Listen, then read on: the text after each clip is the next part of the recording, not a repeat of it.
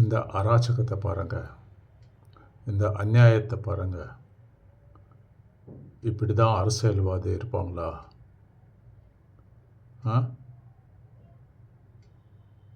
யாரோ ஒரு ரோடு சைடில் ஊனமுற்றவர்,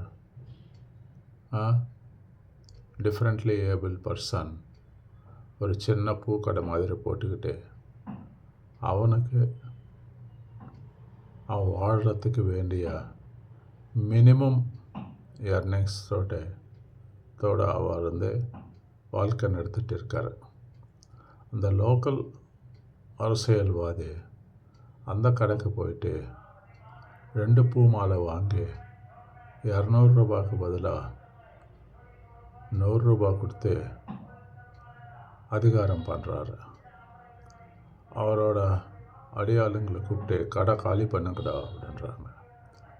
அதுக்கப்புறமா ஒரு குடிமகன் அந்த மாற்றுத்திறனாளிகளுக்கு சப்போர்ட் பண்ணி இவர்கிட்ட அரசியல்வாதிகிட்ட பேசுகிறாரு. இந்த வீடியோ நீங்களே பாருங்கள். மறக்காமல் லைக், ஷேர், சப்ஸ்கிரைப் பண்ணிவிடுங்க ப்ளீஸ். வீடியோ பாருங்கள்.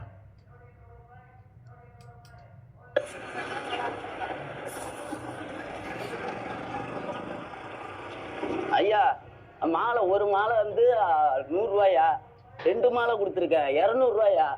போதும் அதெல்லாம் போதும். இல்லையா கட்ட முடியாதுயா. போதியா ஐயா, கட்ட முடியாது. இந்த மாலையை கொடுத்துருங்க. எனக்கு கட்டுப்படியாது.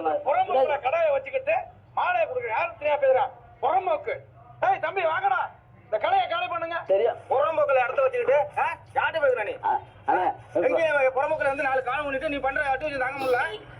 இல்ல, நான் ஒன்றும் தெரியாம பேசிட்டேண்ணே. வேணா இதை கொடுத்துட்றேண்ணே.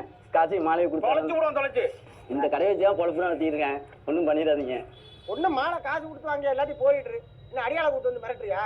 பட்டாள வச்சு புறம்போக்கில் வச்சிருந்தா போலீஸ் ஸ்டேஷன் புறம்போக்கெல்லாம் இருக்கு, கலெக்டர் ஆபீஸ் புறம்போக்கெல்லாம் இருக்கு, தாலுகா ஆபீஸ் புறம்போக்கெல்லாம் இருக்கு. அங்க போய் கேட்கறியா புறம்போக்கெல்லாம் இருக்கீங்கன்னு? செருப்பால அடிச்சு விட்டுருவாங்க ஒண்ணு. புறம்போக்கில் வச்சுன்னா உனக்கு என்ன? புறம்போக்குன்னா அரசாங்க இடம் தானேயா, உன் விட்டு இடம் இல்ல. உன் விட்டு இடமா? யார் விட்டு இடம்? மீசையெல்லாம் நெருப்பு போட்டு கொளுத்தி விட்டுருவேன். என்ன